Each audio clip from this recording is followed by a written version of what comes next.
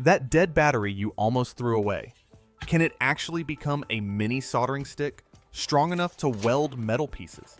That dead battery you almost tossed out still has life in it. Inside is a graphite rod, and that little piece can become a real working soldering point. Today, you will see how to open the battery, safely take that core out, and turn it into a small soldering stick you can use for repairs in your shop.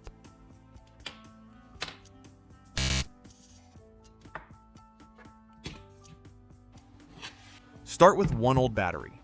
Put it in the chuck of your drill so you can hold it steady. Turn the drill on slowly and use a small handsaw to score the metal tip. Do not press hard. When the cap loosens, pull the battery apart and take out the graphite rod inside. Set the rod aside. Wipe off any loose powder from the battery shell so you keep your work area clean and safe. That graphite rod is the main part of your homemade soldering tool. Take the empty battery shell and look inside. You will see black carbon material packed in the middle. Use a flat screwdriver to scrape that carbon out and drop it into a small metal cup. You do not need much force. Work slow so you do not bend the cup.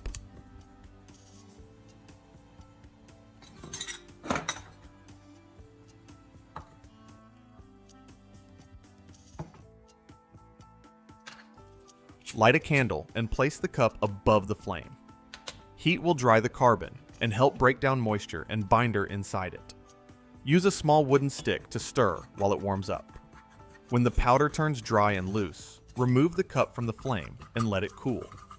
This clean carbon will act as filler and support for bonding jobs later. Where are you watching from today? I enjoy seeing all the different places you tune in from. Now, take an empty plastic soda bottle and make sure it is dry inside. Pour the cooled carbon powder into the bottle.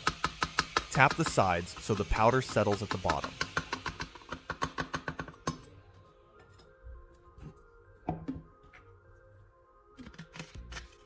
Grab the bottle cap and drill one small clean hole right in the center. Keep the hole just big enough for the valve you will install later. Screw the cap back on the bottle so you do not spill the powder while you work. This bottle will act as the container for your carbon filler. Take a motorcycle valve stem and line it up with the hole in the bottle cap.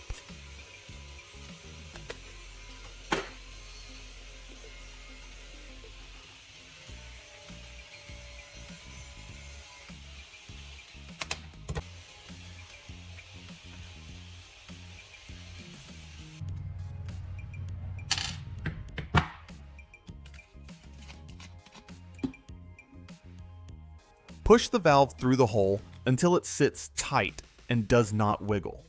If it feels loose, press it in by hand or gently with pliers until the rubber seals against the cap. After that, remove the inner valve core using a valve core tool or a small flat screwdriver. The goal is to leave the valve body open so the wire and graphite can pass through later.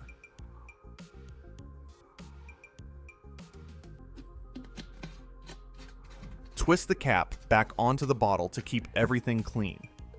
Now, you have a solid feed point for your homemade soldering stick system. Take the graphite core you removed from the battery and chuck it into your drill. Spin the drill slowly and touch the tip to fine sandpaper. Shape the tip to a point so it heats and solders better.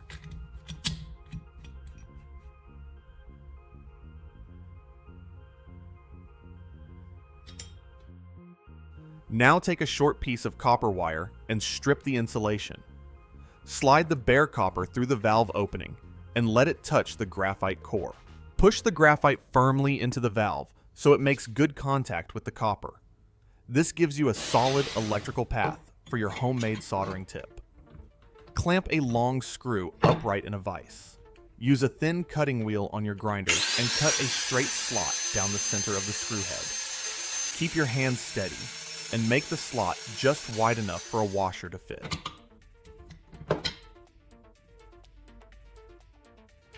Slide a washer into the slot and check that it sits snug. If it feels loose, trim the slot a little more. This washer will hold our graphite tip later and let us weld small metal parts. Now we bring the power in. Take the two alligator clips. Clip one to the end of the copper wire that runs to the graphite tip.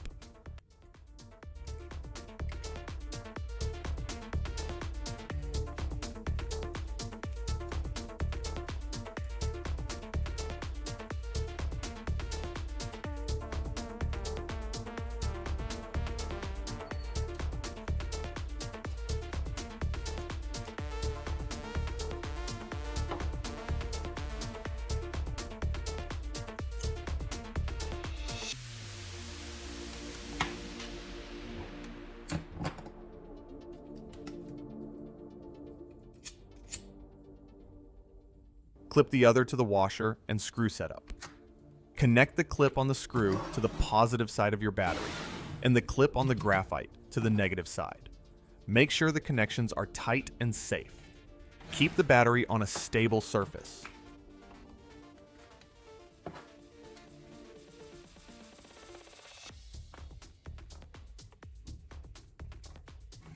When you touch the graphite tip to the washer, you heat the metal fast because the current flows through the graphite.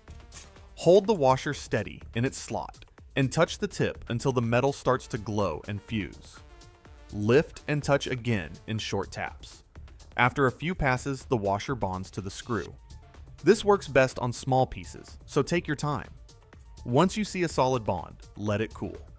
You just made a working mini solder joint from a dead battery and a graphite stick.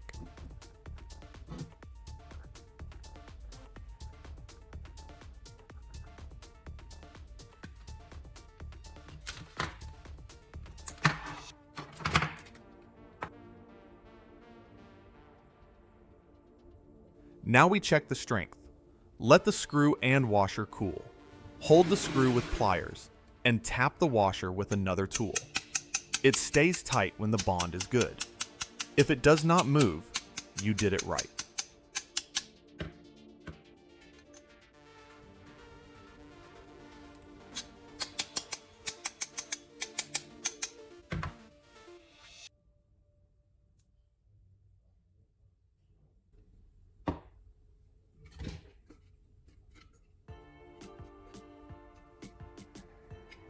Now put this little tool to work.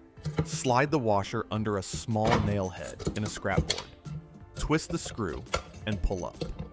The nail lifts out clean. This shows the joint can handle real force, not just light pressure. You made a small pulling tool from a dead battery, a washer, and patience. It feels good when a homemade tool does the job. Now we use the carbon as plastic filler. Take a small plastic piece with a hole. Clean the area with a dry cloth.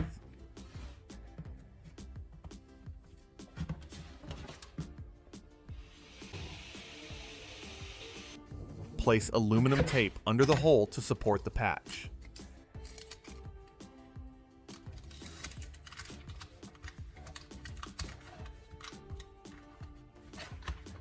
Shake the bottle with carbon powder. Pour a little carbon right over the hole.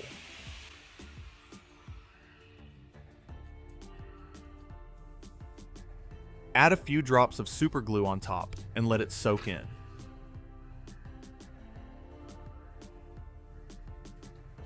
Add one more thin layer of carbon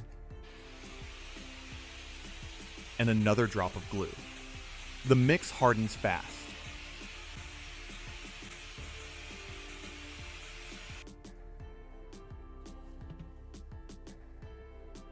After it sets, remove the tape. Sand the surface with fine sandpaper until it feels smooth.